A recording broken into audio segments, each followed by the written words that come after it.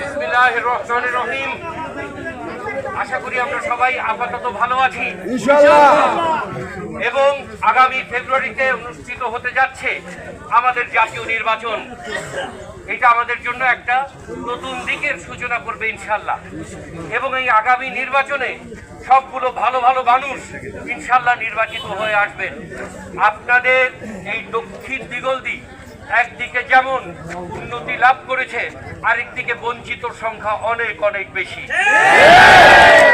এখানে ডাকাত সর্দার থেকে স্বপন চেয়ারম্যানের মতো মানুষের লুটপাটের কথা অজানা নয় পুরা দেশের।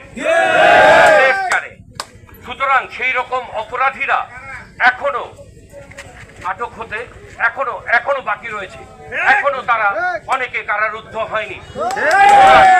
সমস্ত কিছু বিবেচনা করে আমাদের সরকার অর্থাৎ বিএনপি সরকার যেদিন ক্ষমতায় আসবে সেই দিন আমরা ইনশাল্লাহ সুশাসন প্রতিষ্ঠিত করতে পারব। আলমগীর হাজির সালাম নিন, আলমগীর হাজির সালাম নিন, তারেক জিয়ার সালাম নিন। খোদা হাফেজ। বাংলাদেশ জিন্দাবাদ, তারেক রহমান জিন্দাবাদ।